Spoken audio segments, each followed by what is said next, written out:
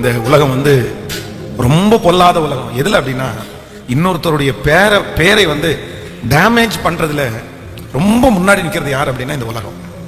எப்போ பெரிய ஆட்களுக்கு வந்து அந்த மாதிரி எப்படியாவது ஜனங்கள் மத்தியில் பேரை டேமேஜ் பண்ணிடலாமா, வேலை செய்கிறவங்களுக்கு அந்த வேலை ஸ்தலத்தில் வந்து அவன் பேரை நம்ம கெடுத்துடலாமா, சொந்தங்கள் மத்தியில் வந்து அது மாதிரி பேரை கெடுத்துடலாமா. ஆனால் வேதம் சொல்லுது, நான் உன் பேரை பெருமைப்படுத்துவேன். அப்போ சில நேரங்களில் வந்து நம்முடைய பேரை வந்து கெடுப்பதற்காக பெரிய பெரிய முயற்சிகள் எல்லாம் நடக்கும். ஆனால் ஒன்று நினைத்துக் கொள்ளுங்கள், நம்முடைய பேர் வந்து சில இடங்களிலே ஒரு 10 இடத்துல டேமேஜ் ஆகுதுன்னு வைங்களேன், ஆண்டவர் வந்து அடுத்த 100 இடத்துல உங்க பேரை கர்த்தர் பெருமைப்படுத்த போறார் அப்படின்னு அர்த்தம். நம்ம நிறைய நேரத்துல 10 இடத்துல வந்து நம்முடைய பேர் கெட்டு போகிறதை, இல்ல நம்முடைய பேரை வந்து குறைவாய் பேசுகிறதை வந்து நம்ம வருத்தப்படுறோம். ஐயோ, இந்த இடத்துல இப்படி பேரை கெடுத்துட்டாங்களே, நான் ஒண்ணுமே பண்ணலையே, இந்த வேலை ஸ்தலத்துல என் பேரை கெடுத்துட்டாங்களே. இல்ல, வேதத்துல வந்து பேரை கெடுக்கிறவர்கள் பாத்தீங்கன்னா, யோசேப்பை குறித்து வேதம் சொல்லுது, யோசேப்பனுடைய பேரை வந்து அந்த வீட்டில் இருக்கிற அந்த போத்திபாருடைய மனைவி கெடுத்துட்டாங்க. அவன் கெட்டவன், அவன் மோசமான ஆளு, அவன் வந்து என் கூட தப்பா நடக்கிறதுக்காக முயற்சி எடுத்தான், நான் தான் வந்து அதை பார்த்தேன் அப்படின்னு சொல்லி ரொம்ப ஈஸியா ஒரு பொய்யான ஒரு விஷயத்தை வந்து சொல்லிட்டாங்க. சில நேரத்தில் வந்து மனிதர்கள் வந்து நம்முடைய பேரை கெடுப்பதற்கு பொய் சொல்றதற்கெல்லாம் தயங்கவே மாட்டாங்க. அவங்களுக்கு ஒரே மோட்டிவேஷன், ஒரே எண்ணம் என்ன அப்படின்னா, அவ்வளவுதான், அவன் பேரை கெடுக்கணும். உண்மையை சொல்றோமோ பொய்யை சொல்றோமோ அதெல்லாம் ஒன்றும் இல்லை. பேரை கெடுக்கிறவர்கள் எல்லாரும் 90% பேர் உண்மையை சொல்லிதான் என்ன பண்றது இல்ல, பேரை கெடுக்கிறது இல்ல. அதுல சிலருக்கும் பாத்தீங்கன்னா 100% பொய் சொல்லி பேரை கெடுப்பாங்க. சிலர் பாத்தீங்கன்னா 1% ஏதாவது ஒரு சின்ன மிஸ்டேக் இருக்கும், அதை ரொம்ப பெருசா திணிச்சு, இல்ல இப்படிதான் பண்ணனா அப்படின்னு பண்ணி, தானியேலுடைய கூட்டாளிகளை பார்ப்பீர்களே, ஆனால் அவன் வந்து ஒரு தப்புமே பண்ணல, அவனை வந்து ஏதாவது ஒரு விதத்துல தப்பு கண்டுபிடிச்சு அவனுடைய பேரை கெடுக்கலாம் அப்படின்னு நிறைய முயற்சி எடுக்கிறாங்க. ஆனா அவங்களால முடியல. அவன் எல்லாத்துலயுமே கிளியரா இருக்கான். ஆனா ஒரே ஒரு சின்ன ஒரு அதை லூப் ஒன்னு கண்டுபிடிச்சிட்டாங்க. என்ன அப்படின்னா, அவன் தினமும் என்ன பண்றான் அப்படின்னா ஜெபம் பண்றான். அப்போ வந்து அதை எப்படி நாசுக்கா வந்து அவங்க அதான் அந்த கிரிமினல் மைண்ட் அப்படின்றாங்கல்ல, சிலருக்கு வந்து பாத்தீங்க அப்படின்னா இன்னொருத்தருடைய பேரை கெடுப்பதற்காகவே அந்த மைண்ட் அப்படியே ஒர்க் ஆயிட்டே இருக்கும். அவங்களுடைய எண்ணத்துல, அவங்களுடைய மண்டை மூளைக்குள்ள வந்து வேற நல்ல காரியமே ஓடாது, சமாதானத்துக்கான விஷயமே ஓடாது. என்ன விஷயம் ஓடும் அப்படின்னா, யாரை எப்படியாவது கெடுக்கலாம், இவனை எப்படி கெடுக்கலாம், இவனை எப்படி போட்டு கொடுக்கலாம், இவனுடைய பேரை எப்படி டேமேஜ் பண்ணலாம், அப்படி அவங்க திட்டம் போட்டுட்டே இருப்பாங்க, மனசுக்குள்ள யோசிச்சிட்டே இருப்பாங்க. அப்போ அவங்க ஒண்ணு கண்டுபிடிக்கிறாங்க, இவன் வந்து ஜெபம் பண்றான் அப்படி. சோ அப்போ இதை என்ன பண்ணலாம் அப்படின்னாக்க திணிக்கிறாங்க பாருங்க. அப்ப அந்த ஜெபம் பண்ற விஷயத்தை வச்சுதான் இவனை பிடிக்கணும்ன்றதுக்காக ராஜா கிட்ட போய் இப்ப பெருமையா பேசுறாங்க. ராஜாவே, இந்த மாதிரி வந்து உங்களை ஆராதிக்கணும், நாங்க அதை விரும்புறோம், உங்களை தவிர வேற யாரையுமே இது பண்ணக்கூடாது அப்படின்னு அவரையே மாத்தி இவனுடைய பேரை டேமேஜ் பண்றதுக்காக அவங்க அவ்வளவு பாருங்க ஒரு திணிச்சு அந்த முயற்சியை கொண்டு வர்றாங்க. அதே போல யோசேப்பனுடைய வாழ்க்கையிலே பேரை அந்த அம்மா வந்து எல்லாருக்கும் முன்னாடி கெடுத்து விடணும் அப்படின்னு நினைச்சிட்டாங்க. வீட்டுல இருக்கிறவங்களுக்கு அவன் தப்பு பண்ணிட்டான் அப்படின்னு தெரிஞ்சிச்சு, சிறைச்சாலையில இருக்கிறவங்களுக்கு அந்த மாதிரி தப்பு பண்ணிட்டான் அப்படின்னு அந்த சின்ன ஒரு கேட்டகரியில இருக்கிறவங்க எல்லாருக்கும் இந்த மாதிரி பேரை டேமேஜ் பண்ணிட்டான், ரொம்ப மோசமானவன் அப்படின்ற பேரை வாங்கிட்டான். ஆனா ஆண்டவர் அவனை எங்க கொண்டு போறாரு அப்படின்னா, ஸ்ட்ரைட்டா பார்வோனுடைய அரண்மனைக்கு கொண்டு போறாரு. அந்த அரண்மனைக்கு கொண்டு போய், எப்பா உன்னுடைய பேரை வந்து ஒரு 10 பேருக்கு முன்னாடி டேமேஜ் பண்ணிட்டாங்களா, நீ வருத்தப்படாத, நான் உன்னை 1000 பேருக்கு முன்னாடி உன் பேரை நான் பெருமைப்படுத்துவேன் என்று கர்த்தர் பெருமைப்படுத்துவேன். அப்ப இன்னைக்கு இந்த ஜெபத்துல இருக்கிற ஆண்டவருடைய பிள்ளைகளே, சிலர் சில இடங்களிலே உங்களுடைய பேரை கெடுப்பதை நினைத்து உங்களுடைய இருதயம் கலங்க வேண்டாம். என்னை இப்படி என் பேரை டேமேஜ் பண்ணிட்டாங்களே அப்படின்னு, இந்த 4 பேருக்கு முன்னாடி நான் கெட்டு போயிட்டேனே. இல்ல இல்ல இல்ல, ஒண்ணு நீங்க நினைச்சுக்கோங்க, ஆண்டவர் உங்களை பல இடங்களுக்கு கர்த்தர் உங்கள் பேரை கர்த்தர் பெருமைப்படுத்த போகிறார். எத்தனை பேரை ஆமோதிக்கிறீர்கள்? அவர் கொடுத்த அந்த பேரை யாரும் எடுத்து போட முடியவே முடியாது. உங்களுக்கு விரோதமாய் உங்களுடைய பேரை கெடுக்க வேண்டும் என்று மனிதர்கள் முயற்சி எடுத்தாலும், பிசாசு முயற்சி எடுத்தாலும், நான் நம்புகிறேன் அதை தீமையாய் அல்ல, அதை நன்மையாய் முடிய பண்ணுகிற ஒரு நல்ல தேவனை, ஹalleluya ஹalleluya, அந்த தேவனை தான் நாம் ஆராதிக்கணும். ஆனா உலகத்துல இருக்கிற பிள்ளைகளை விட இந்த விஷயத்துல சில நேரத்துல நம்ம வந்து ரொம்ப சோர்ந்து போகிறோம். கடந்த நாட்களிலே வந்து இந்த 5 மினிட்ஸ் செய்திகள் எல்லாம் வந்து சில நேரத்துல வீட்டுல வந்து அந்த டிவியில டைம் இருக்கும்போது பார்க்கறது வழக்கம். அப்போ வந்து அதுல வந்து அந்த 5 மினிட்ஸ்ல அவங்க ஒரு நியூஸ் சொல்லும் போது, இந்தியாவில் வந்து இல்ல உலக நாடுகளிலே தடை பண்ணப்பட்ட சில ஃபுட் சாப்பாடுகளை வச்சு அவங்க பேசினாங்க. அப்போ என்னன்னா, அது குறிப்பிட்ட ஒரு ஒரு ப்ராடக்ட் வந்து இப்போ வந்து அவங்க வந்து என்னன்னா, அந்த கம்பெனி வந்து புதுசா இப்போ ஆரம்பிக்கிற கம்பெனி, அதுக்கு ஆப்போசிட்டா இன்னொரு கம்பெனி இருக்குது.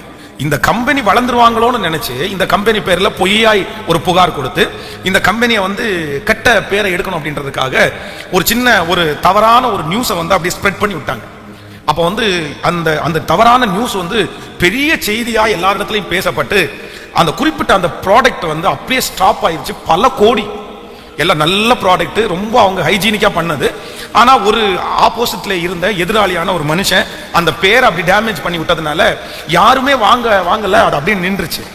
அப்போ அந்த அந்த மனுஷன் என்ன நினைச்சானமா, இவ்வளவு கோடி ரூபாவை வந்து நம்ம மண்ணுக்குள்ள புதைக்கணும். ஏன்னா ஃபுட் ஐட்டம் வந்து திரும்ப எடுத்து வேற எதுலையுமே ரீசைக்கிள் பண்ண முடியாது. அதனுடைய குவாலிட்டி வந்து 1 year 2 years வரைக்கும் வாரண்டி இருக்கலாம். அதுக்கப்புறம் அது வந்து வேஸ்ட் தான், குப்பை தான். அப்ப அவன் ஒரு முயற்சி எடுத்தான், நம்ம என்ன பண்ணலாம் அப்படின்னு யோசிச்சு, அவ்வளவுதான் அந்த மேல இருக்கு பாருங்க அந்த ஸ்டிக்கர், அந்த நெய்ம், அதை அவ்வளோத்தையும் கிழிச்சு போட்டுட்டு ஒரு புது நெய்மை வச்சு ஒரு புது ஜிஎஸ்டியை வாங்கி அதை அழகா புதுசா டிசைன் பண்ணி கவர் பண்ணி தன்னுடைய ஸ்டாக்கேஜ் எத்தனை கோடி இருந்துச்சோ அத்தனையும் அதை விட பல மடங்கு லாபத்துல அந்த மனுஷன் வித்துட்டாரு. இன்னைக்கு வந்து பாத்தீங்கன்னா அந்த கம்பெனி வந்து இந்தியாவில் பெரிய கம்பெனியா, உலக நாடுகளிலே அது ஒரு பெரிய கம்பெனியா இருக்குது அந்த ஃபுட் ப்ராடக்ட் வந்து. அப்போ உலகத்துல இருக்கிறவர்கள் வந்து சில நேரத்திலே தங்களுடைய பேரை டேமேஜ் பண்ணியிருக்காங்க அப்படின்றதற்காக மன நொந்தும் போகல, மனம் விட்டும் போகல. அவங்க இந்த நம்ம ஒரு பக்கத்துல பேரை இழந்துட்டோம், ஒரு பக்கத்துல நம்ம மேல பொறாமைப்பட்டோ இல்லைன்னா நம்ம மேல எரிச்சலாயோ இல்லைன்னா நம்ம ஏதோ சின்ன மிஸ்டேக் பண்ணதையோ பெருசு பண்ணி நம்முடைய பேரை கெடுத்துட்டாங்க. ஆனா இழந்து போன அந்த பேரை திரும்ப நம்ம எப்படியாவது எடுத்துக்கணும்ன்றதுல உலகத்துல இருக்கிற மனிதர்கள் ரொம்ப கவனமா இருக்கிறாங்க. அப்போ இன்றைக்கு வேதம் சொல்கிறது, இழந்து போனதை தேடவும் ரட்சிக்கவுமே மனுஷகுமாரன் உலகத்தில் வந்தார். நம்முடைய ஆண்டவரிடத்தில் இருக்கிற பெரிய கெப்பாசிட்டியே என்ன அப்படின்னா, எதையெல்லாம் நாம் இழந்தோமோ அந்த காரியத்தை மறுபடியும் நமக்கு புதுப்பிச்சு மறுபடியும் நமக்கு தருகிறவர் தான் நம்முடைய ஆண்டவர். அப்போ இன்றைக்கு இந்த ஃபாஸ்டிங் பிரேயர்ல நம்ம எல்லாரும் ஆண்டவரிடத்தில் என்ன ஜெபிக்கணும், என்ன ஆசைப்படணும்னா, நீங்க எதையெல்லாம் இழந்தீர்களோ அதை கண்டிப்பா தேடி கண்டுபிடிக்கணும். நீங்க எதையெல்லாம் இழந்தீர்களோ அது திரும்ப உங்களுக்கு வந்து சேரணும். சோ அவ்வளவுதான், நம்முடைய பேரை இழந்துட்டோம், இனி போயிருச்சு, இனி வராது அப்படின்னு நினைச்சிடக்கூடாது. எந்த காரியத்தை இழந்தாலும் அதை மறுபடியும் நம்ம கொண்டு வரணும் அப்படின்ற ஒரு ஆசையோட ஒரு ஜெபத்தோட நீங்க முன்னாடி போவீர்களே ஆனால், ஒரு உலக மனுஷனுக்கே அவ்வளவு உதவி நடக்குமானால், ஆண்டவருடைய பிள்ளைகளாகிய நமக்கு கண்டிப்பாக கர்த்தர் உதவி செய்து இழந்து போன சகலவற்றையும் கர்த்தர் திரும்ப தர வல்லவரா இருக்கிறார். அல்லேலூயா. அதனால நம்ம ரொம்ப ஜாக்கிரதையா இருக்க வேண்டியது என்ன அப்படின்னு சொன்னா, நீங்க இப்ப யோசிங்க, இந்த ஃபாஸ்டிங் பிரேயர்ல ஆண்டவருடைய சமூகத்துல கேளுங்க, நீங்க எது இழந்து போனீங்க? ஏதாவது ஒரு இடத்துல உங்களுடைய பேரை வந்து கெடுத்தார்களா? கெடுத்த உடனே நிறைய பேர் ஒரு இடத்துல பேரை கெடுத்துட்டாங்கன்னா என்ன பண்ணுவாங்கன்னா, அவ்வளவுதான், அடுத்து அங்க இருக்கிற யாருடைய முகத்திலையும் அவங்களால முழிக்க முடியாது, யாரையும் அவங்களால ஸ்பேஸ் பண்ணவே முடியாது, பார்க்கவே முடியாது. அவ்வளவுதான், ஐயோ என் பேரை கெடுத்துட்டாங்க, இனி எப்படி நான் அந்த மேனேஜருடைய மூஞ்சில முழிப்பேன், நான் எப்படி இந்த பக்கத்து வீட்டுக்காரங்களுடைய மூஞ்சில முழிப்பேன், வீடை காலி பண்ணு, வீடை மாத்து, அப்படி இல்லைன்னா அந்த வேலையை மாத்து, அவ்வளவுதான், எங்கேயாவது நம்ம போயிடலாம், வேண்டாம், செட் ஆகாது, நம்ம பேரை கெடுத்துட்டாங்க அப்படின்னு நினைப்போம். அப்போ ஆண்டவருடைய பிள்ளைகளே, இப்படி 10 இடத்துல பேரை கெடுத்துட்டாங்கன்னா அப்ப 10 இடத்தையும் விட்டு நம்ம ஓடிடுவோமா? அப்ப 10 இடத்துலயும் அந்த மனிதனுக்காக அந்த பேரை கெடுக்கிறாங்கன்றதுக்காக நம்ம விட்டுட்டு ஓடிட்டோம் அப்படின்னு சொன்னா அப்ப நம்முடைய வாழ்க்கை என்ன? நம்ம என்ன பண்ணுவோம்? இல்ல, அப்படி பண்ணக்கூடாது. நீங்க ஒரு இடத்துல பேர் உங்களுக்கு கெடுத்துட்டாங்க அப்படின்னு சொன்னா நம்ம அவங்களோட வழக்காட வேண்டாம், ஏன் என் பேரை கெடுத்துட்டேன்னு சண்டைக்கு போவோம் வேண்டாம்.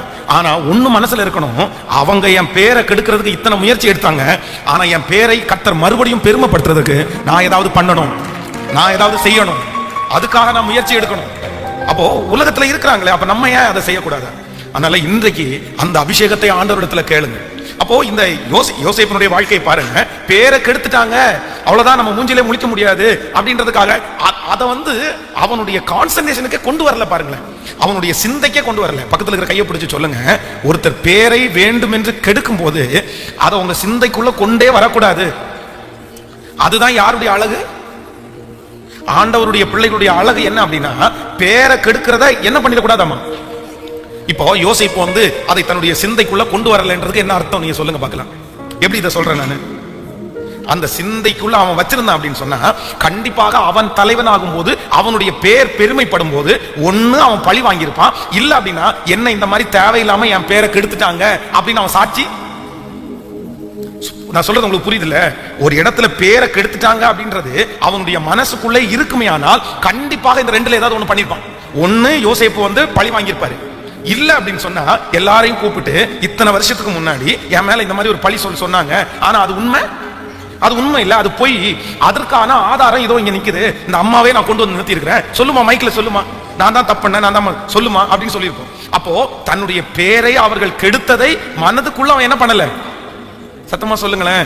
அப்ப ஆண்டவருடைய பிள்ளைகளே, இன்றைக்கு இந்த உபவாச ஜெபத்துல யாரோ ஒரு இடத்துல ஆண்டவர் பேசலாம். உங்களுடைய பேரை, உங்களுடைய பிசினஸை, உங்களுடைய ஆசீர்வாதத்தை கெடுப்பதற்காக யார் நினைத்தாலும், நான் சொல்றேன், ஒருவேளை ஒரு சின்ன மிஸ்டேக் உங்களால நடந்திருக்கலாம், நீங்க பண்ணிருக்கலாம், அதை பிடித்து கொண்டு உங்களுடைய பேரை அப்படியே டேமேஜ் பண்ணி விட்டுருக்கலாம்.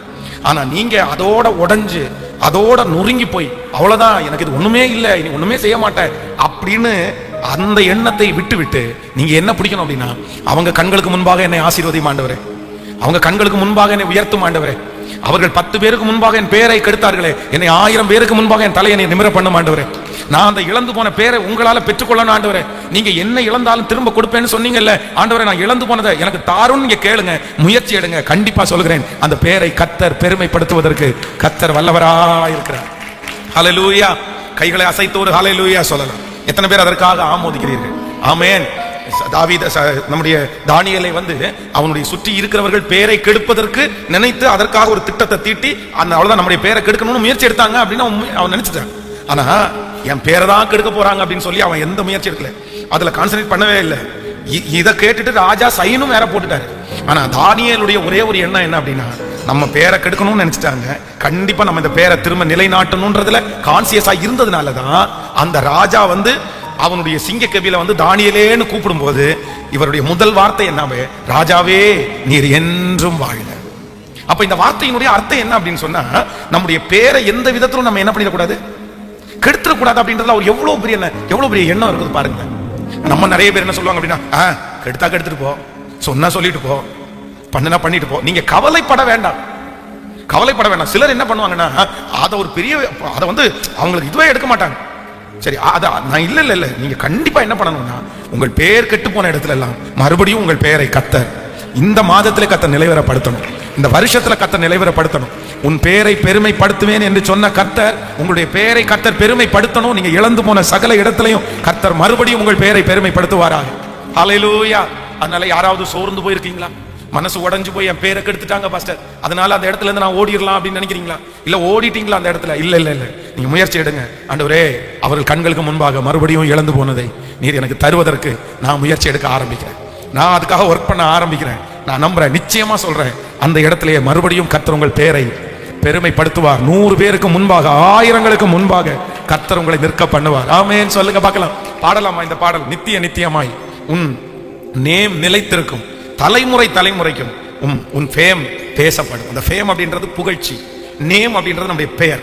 அதான் இது வசனத்தை வச்சுதான் அவங்க எழுதிருக்காங்க. உன் பெயரை பெருமைப்படுத்துவேன், உன்னை கீர்த்தியும் புகழ்ச்சியுமாய் வைப்பேன். அப்போ நம்ம செத்து போனதுக்கு அப்புறம் கூட நம்மளை குறிச்சு என்னவா பேசணும் சொல்லுங்க சத்தமா? அந்த பெருமையா பேசுறது மாதிரி ஏதாவது ஒண்ணு செஞ்சுட்டு தான் சாகணும். புரியுதுல? ஏதாவது ஒண்ணு செஞ்சுட்டு தான் சாகணும். இப்போ இந்த சர்ச்சுக்கு காம்பவுண்ட் வால் கட்டியிருக்கிறோம் பாருங்களேன்.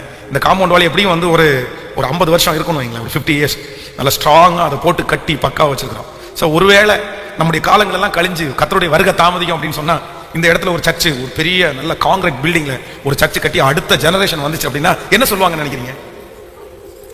சொல்லுங்க, என்ன சொல்ல தெரியுமா? அந்த இயர்ல எப்படி கட்டியிருக்காங்க பாருங்க.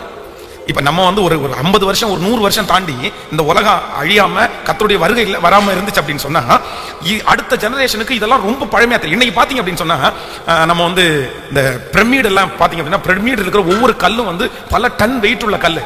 அப்ப நிறைய பேர் என்ன சொல்றாங்க அப்படின்னா, இது ஏலியன்ஸ் தூக்கி வச்சுக்கலாம், ஏலியன்ஸ் தான் இதை கட்டினாங்க அப்படின்னு சொல்றதுக்கு அவங்க காரணம் என்னன்னா, அந்த ஒவ்வொரு கல்லும் ரொம்ப வெயிட்டான கல், அவங்க அப்படி நம்புறாங்க. அப்போ அன்னைக்கு கிரெயின் இல்ல, இவ்வளவு வெயிட்ட தூக்குற அளவுக்கு மிஷினரிஸ் எதுவுமே இல்ல, அப்ப எப்படி மனுஷங்க இதை தூக்கி வச்சாங்க அப்படின்னு எல்லாம் அவங்க சொல்லிதான் அந்த மாதிரி அவங்க ஒரு எண்ணத்துக்குள்ள வந்துடுறாங்க. அப்ப ஏலியன்ஸ் பண்ணிருக்கலான்ற மாதிரி சொல்லிடுறாங்க. அப்போ அது அடுத்து 100 வருஷம் தாண்டி பாத்தீங்க அப்படின்னு சொன்னா, நம்ம வாழ்ந்த இடத்துல தான் சொல்லுவாங்க, இன்னைக்குள்ள எக்யூப்மெண்ட்ஸ் எல்லாம் இல்ல, அன்னைக்கு எப்படி கட்டியிருப்பாங்க, எத்தனை நாள் கட்டிருப்பாங்க, எவ்வளவு பாடுபட்டிருப்பாங்க அப்படின்னு. அப்போ இது தலைமுறைக்கும் பேசும். அப்ப ஏதாவது ஒண்ணு இந்த உலகத்துல இருந்து நீங்க போகும்போது கண்டிப்பாக பேசுறது மாதிரி விட்டுட்டு தான் போகணும். ஆமென். ஆமெனே நிறைய பேருக்கு வர மாட்டேங்குது. நிறைய பேர் சொல்றாங்க, என் காலமெல்லாம் முடிஞ்சிச்சு பாஸ்டர், இனி எப்படி? இல்ல நான் என்ன சொல்றேன்னா, உங்க குறிச்சு ஒரு 100 வருஷத்துக்கு பேசலன்னா கூட ஒரு 25 வருஷத்துக்காவது பேசணும். எங்க பாட்டி ஒருத்தங்க இருந்தாங்க, ஐயோ எங்க பாட்டியை குறிச்சு எங்க அம்மா சொல்லியிருக்காங்க, ரொம்ப ஜெப வீராங்கனை. எங்க அம்மா அவ்வளோ ஜெபிக்கிறவங்க, எங்க அப்பா, எங்க தாத்தா. நம்ம நிறைய பேர் சிலர் பெருமையா பேசல. சோ ஏதாவது இந்த உலகத்திற்கு ஒண்ணு விட்டுட்டு போகணும். நல்லா சொல்லுங்க ஆமென். எத்தனை பேர் ஆமோதிக்கிறீங்க? ஹல்லேலூயா.